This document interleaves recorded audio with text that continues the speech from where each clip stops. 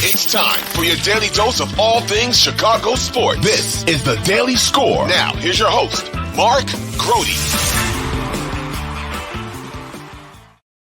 Hello and welcome into the Daily Score. I am Mark Grote. Thank you so much for listening, or if you were choosing to watch us on YouTube, we appreciate that as well as we talk about the hottest Chicago sports topics of the day. And every day, the hottest Chicago sports topic is the Chicago Bears.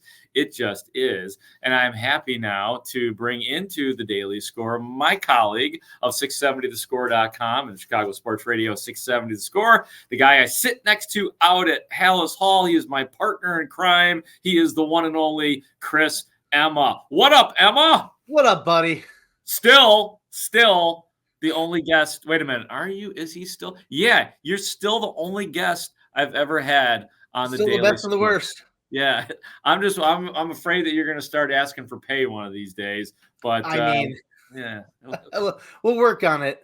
We'll see what we can do. All right, so I did the afternoon show today, and we, as always, kicked around scenarios, as we're all doing right now, for what is going to go down in the offseason with the Bears, with what they might have draft pick-wise, with the assets they have on this team and Justin Fields. Emma, can you share with us some potential scenarios? What is on your mind as it pertains to the Bears and this offseason? Well, yeah, unfortunately for the Bears, the excitement of the 9-8 possibility that went flat when you lose to like they did Sunday in Cleveland. So you start looking ahead with 3 games left to the offseason, and it really starts on Black Monday, the day after that season finale in Lambeau Field, where you start making these decisions with the future in mind. The Bears' decision is 3-pronged and 4-doored. It involves the coaching staff, it involves the quarterback decision, and you start looking ahead to what you're going to do here. It involves Ryan Poles and Kevin Warren putting their heads together, and there's 4 scenarios in play here. Number 1, Bears move forward with Justin Fields and Luke Getsy. It's continuity, and I'm keeping Matt Eberflus kind of separate from this as the defensive-minded head coach, and Getsy's fate is going to be decided by either Eberflus or alongside Eberflus, but I'm thinking about the system and Justin Fields coming back, so that's 1. Number 2, Bears move forward with Justin Fields and Luke Getsy's let go. Now, that's whether Matt Eberflus is let go and then Getsy alongside is let go, or maybe Matt Eberflus is retained and Luke Getsy is let go by Matt Eberflus. Number 3, I think this is the least likely. We'll get to it, but Luke Getsy returns and a new quarterback arrives, likely through that number 1 or 2 overall pick in the draft, and you start anew with the same coaching staff and the same system, but a different quarterback. And number 4 is clean house, new coaching staff, new system, new quarterback, the same general manager and president, and you're in lockstep with from the top down, and you got a vision that's similar and shared by everybody. So those are the 4 doors. Where do you want to start on that? You want to start from the top with Justin Fields moving forward with Luke Getsy and getting the band back together? Yeah, so I do want to clarify something, though, on that first one, and I love these. Those are great.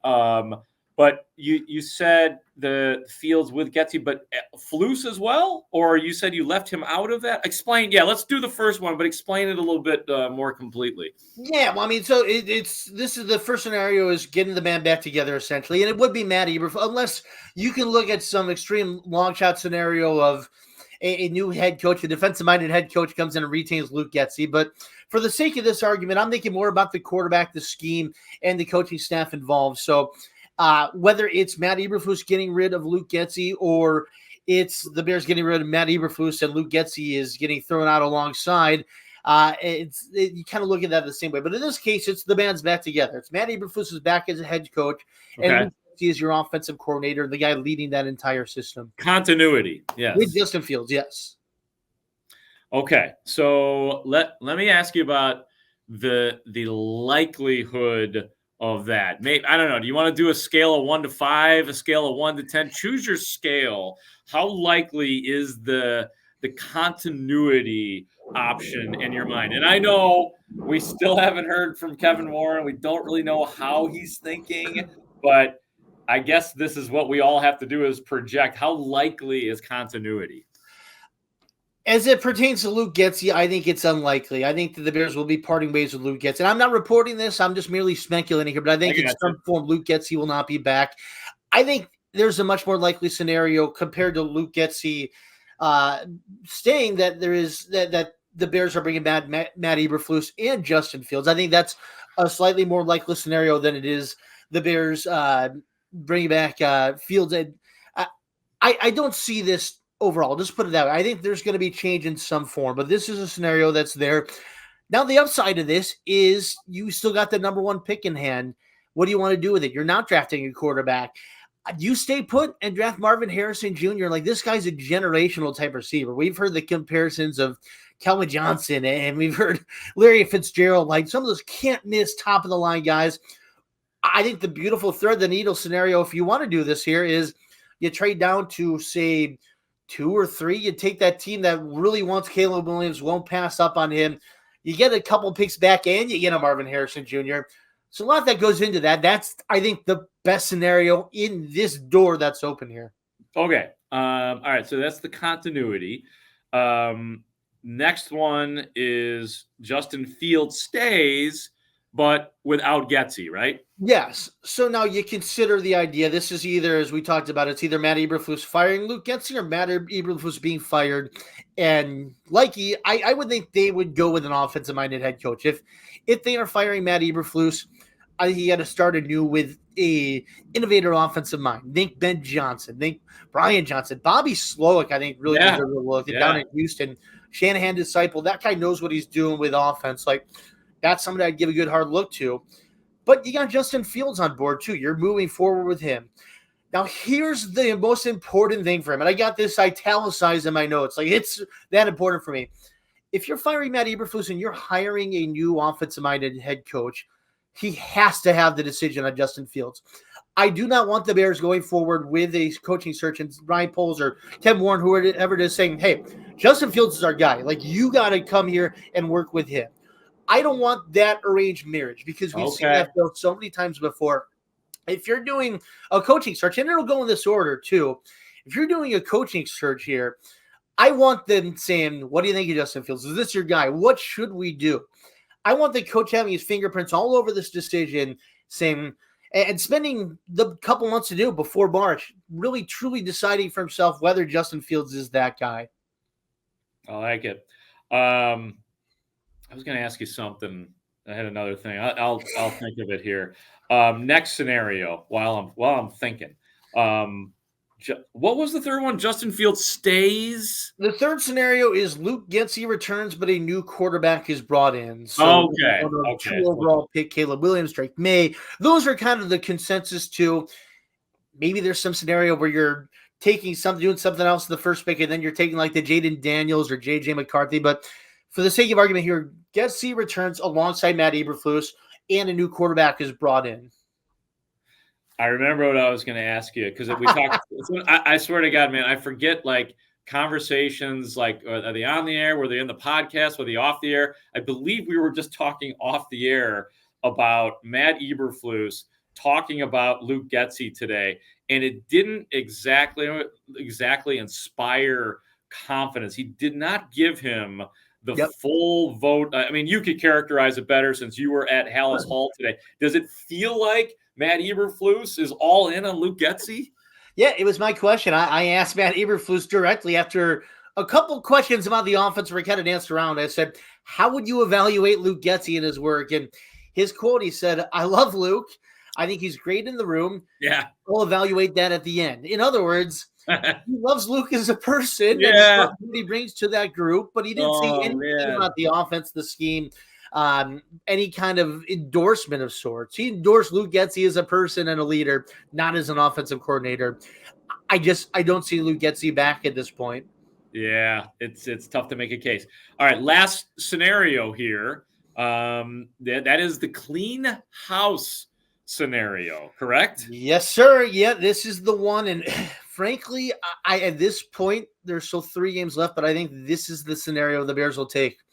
It's firing the head coach. It's firing the offensive coordinator. It's hiring an offensive-minded head coach, and it's selecting either 1 or 2, depending where that pick plays out, and drafting your next quarterback. the Bears for years and years and several key points of their franchise the last several decades, they failed at this. Think 2017, you draft number 2 overall Mitch Trubisky, and we know they didn't get the right quarterback, but they also didn't do him any favors. They had John Fox and Don Loggins and a lame duck staff where they knew they were going to be gone, and they knew Ryan Pace wanted to get his offensive mind, but the Bears said, bring these guys back. Let's make this work. You feel Mitch Trubisky for his rookie season. 2021, same thing. Lame duck staff, Matt Nagy. You brought him back for a 4th season he really didn't earn at that point. You draft Justin Fields. You put him through a year where he just really stunted his growth. Don't do this again. Don't open this door again where you're bringing back Matt Eberflus in a lame duck season and you're drafting that quarterback. And there's so many different ways this goes wrong, but it ultimately comes down to the fact that a coaching staff is trying to save itself while failing to develop the quarterback the right way. And you're leaving that quarterback high and dry. You get a chance now, your new president, if he decides, and I believe he will, Ryan Poles is my GM. I want to move forward with Ryan Poles. I love what he's done with this roster. I believe in the direction of this team overall, but we need a different head coach. Then you got the president in lockstep with the general manager. The general manager then goes out and gets his new head coach. And again, I want to think offensive-minded here. The defensive-minded head coaching thing just doesn't work out usually. It's not in this day and age in the NFL. Yeah. So you got that head coach, and then from there you make the decision. This is a rare chance now. You're drafting number 1 overall. It doesn't happen often for a team. For the Bears, it's going to be 2 years in a row now where you're in that position. Now you're hoping at this point you're not doing that for years, if not decades more, being at that point of the draft where you can get that guy. Because if you get this position right, you draft that quarterback who's your franchise quarterback, you're going to win a lot of games. If you get everything set accordingly, some talent at the top of that draft at the quarterback position, this is the avenue I do believe the Bears will take. And it's not that Justin Fields hasn't deserved to come back. He's proven himself as an NFL starter. The beauty of this now is you're going to get something good for Justin Fields if you do take this avenue. Justin Fields has played his way where he's proven himself as that guy to other teams. I've texted and talked with people who believe you can get a 1 for Justin Fields back. Think about those teams in quarterback purgatory, the Steelers, the Raiders, the Falcons, those teams that are picking middle of the pack in the first round. And you're not going to be able to get that guy you love at the top. But you see Justin Fields and you see the upside, the talent. You believe you can get more out of him. It's possible because if you create that bidding war between teams that are desperate to get that position right, think about the teams. You got Mitch Trubisky, Kenny Pickett, Mason Rudolph playing for the Steelers who are in playoff position. Like, think about how good the Steelers could be if they had Justin Fields right now. Oh, my God. The Falcons have been floating around 500 in a horrible NFC South. Imagine them with Justin Fields this year. There's a draw to it. You're going to be able to create a bidding war if you do this right where you can get a 1. But at the very minimum, you're getting a 2nd-round pick and then more, maybe a 3rd-round pick as well. You're getting a good haul. It's not the haul yet for the number 1 overall pick, but you're getting something good. If you take this door where you're drafting Caleb Williams, you're cleaning house there, and then you are parting ways with Justin Fields in a trade. The beauty of this situation, though, is the fact that Justin Fields has proven himself. You know what his floor is at this point, and that's a good floor. The floor is NFL starter. There still might be more on a ceiling, and the Bears must decide, do we want to get a Marvin Harrison Jr.? We want to really evolve around Justin Fields and see what that true potential is, or do you know what he is at this point? Do you believe he's not going to get that much better? The limitations for him as a processor and a pocket passer, he's never going to get over the hurdle. That's for the Bears to decide first before they go forward with this decision.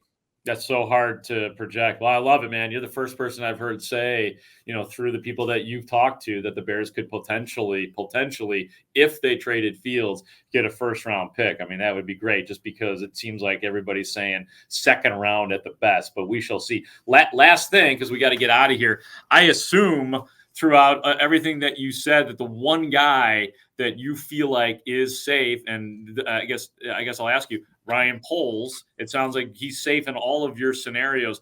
And do you think that he is worthy of that he deserves to be back and be given, be able to fulfill his contract, whatever it is? I believe so. Yeah. I do know, I'm not reporting here, but what I do know, and I will say for a fact, is he and Kevin Warren have a very good working relationship. They are close. They've developed a strong bond together. There's a clear trust there that I don't know if it was there from the start when Kevin Warren came in back in January. I think he's learned enough about Ryan Poles and seen his vision, recognizes where this team is going, where he believes Ryan Poles is the general manager. Now we'll see. Maybe Kevin Warren wants to go rogue and say, I want my own guy. I don't see that likely. I think the Bears, at this point, I do think Brian Poles has deserved it, frankly. The fact that he set this team up to be successful long-term, not just with draft capital, but you're seeing the fruits of the labors, how this rebuild has emerged, and they're no longer in that rebuilding mode. They're at the point where they're coming out of that, looking toward contention. That's a credit to Ryan Poles, but now you got to get those final pieces right, because we've seen many times with the Bears where you got a great roster except for the quarterback, or maybe you got flaws with the head coach. Yeah. You got to get those pieces right now. That's what we're discussing here. You like where this team is going. You believe in the direction long-term, but you got to get the most important pieces of this correct here. Chris Emma, great stuff, man. Thanks for coming on the Daily Score. I always appreciate you, brother. Take care. Yep, that is the one and only Chris Emma. And that is it for this edition of the Daily Score. For our executive producer, Ray Diaz, I am Mark Grote, and I will talk to you tomorrow on the Daily Score.